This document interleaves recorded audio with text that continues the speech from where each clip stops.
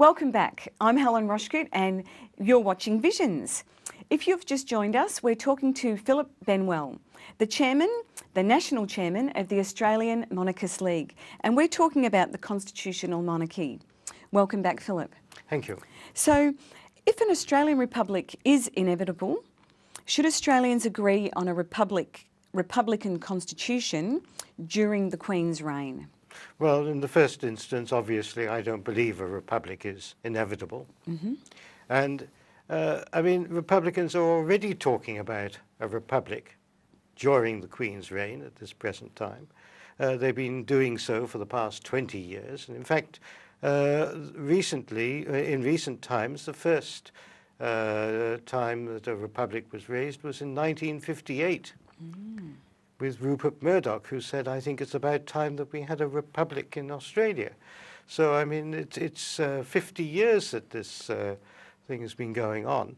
And yet still, the Republicans cannot tell us what sort of republic they think that Australia should have. They've tried and appointed presidents now. They're thinking about an elect the presidents now. So goodness knows what they're going to come up with. But whatever it is, nothing they come up with will better what we've got now. And if anybody can come up with a system that they think will be better and better protect the democracy and the freedoms that our current constitutional monarchy can currently do, then let them do so. That's right, while protecting the voice of the people. Exactly. Yes. So with regard to overhauling the federal-state relations system, do you defend the role of states when monarchist politicians such as Senator Barnaby Joyce and Tony Abbott have called for functions fulfilled by the states to be devolved to regions? Well, I don't agree with Barnaby Joyce or Tony Abbott in this regard. We have a three-tier system of government: the federal government, the states, and local government. Yes. And that's probably too many politicians as it is, without adding more politicians to the pile, with a bloated bureaucracy and all sorts of things like that. If we are going to look at the system of federation with the states, we all know that there are areas of dysfunction. But that is mainly because the necessary evil within our system are politicians. And politicians do nothing but politic, instead of getting down to the job of governing. If we're going to look at streamlining the system, we should perhaps remove some of the politicians.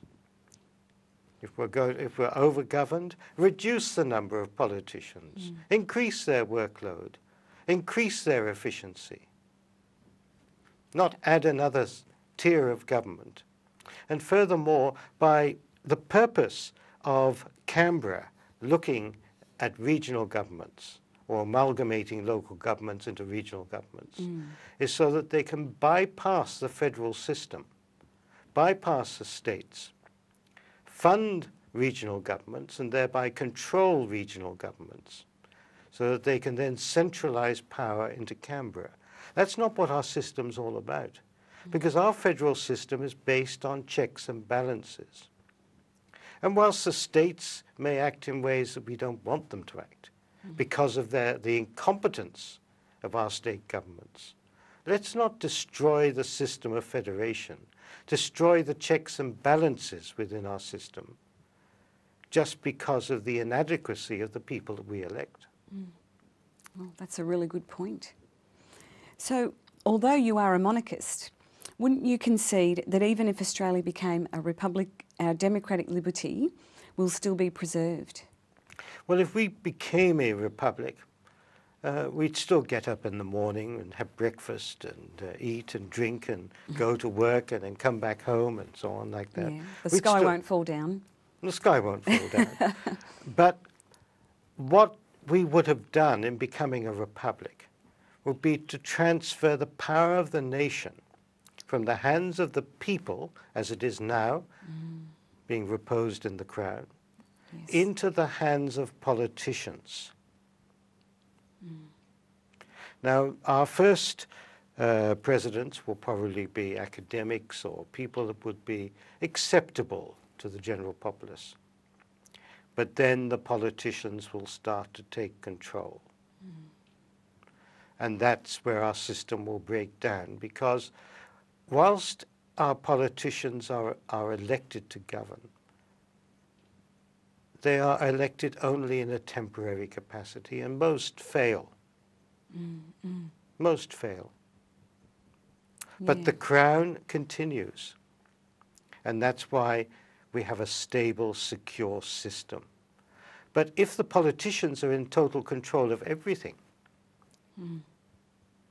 then the system will begin to break down. And one of the main priorities of politicians is their own re-election. Yes, this is true. In the last year of most governments, it is dedicated to the re-election of that government. That is their priority. And so they will abuse the system to be re-elected. They can't do it totally at the moment because the power of the nation is held in the crown. Yes. But if they hold that power, then that's when the sky might fall in. Yes. And I can see this is your very great passion.